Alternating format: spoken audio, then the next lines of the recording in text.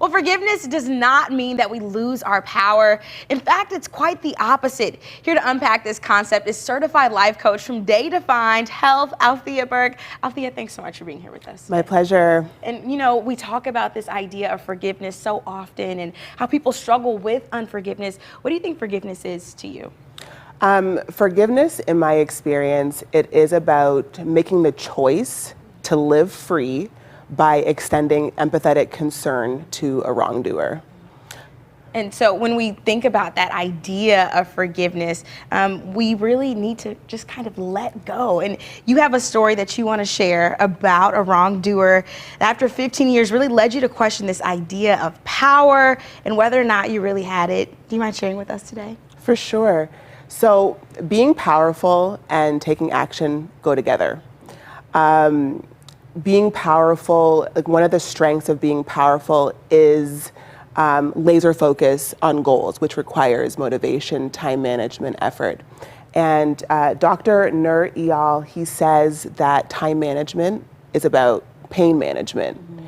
And I think from that perspective, many people would rather hold on to unforgiveness because it gives them that shortcut to those feelings of power, which is different than being powerful, right?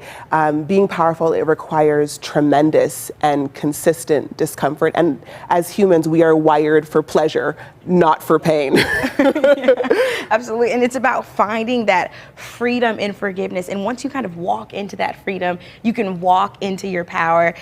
Listeners might have wounds that they may be struggling with. What are some of the ways that we keep ourselves stuck in this pattern of unforgiveness? Yeah, and as you asked that question, I'm like, I didn't even talk about my own story. I kind of went off there. So for me, my anecdote is, after several years of doing restorative work, working on my push-pull relationship with my mother, I realized that I would go to her or that relationship to get that strong burst of arousal, right? I can feel powerful. I can feel in control by being cold or short-tempered with her. And I think in this day and age, I know several years ago I saw this image of this Asian Pacific man, and he was bearing this sign that said, ban all white people until we figure out what's going on. It was a situation where when the U.S. had closed its borders to some nations, and I mean, comedy has oftentimes been used to highlight political issues. But it's easy for people to look at an image like that or to see people in their lives and say, eye for an eye, right? They're going for that burst of epinephrine, for that feeling of having influence, when really it's blocking them from moving towards their God-given power and their purpose. It's like a flying into a glass. Barrier, yeah, it's a barrier that prevents you from living free. And we know that say forgiveness is forgiving 70 times 7, or so many times that you forget that you even have to forgive, right? Mm-hmm. And one of your first steps to living in your God-given power was a verse that you hold near and dear to your heart, Psalm 119 and 116. What is that verse? Well, it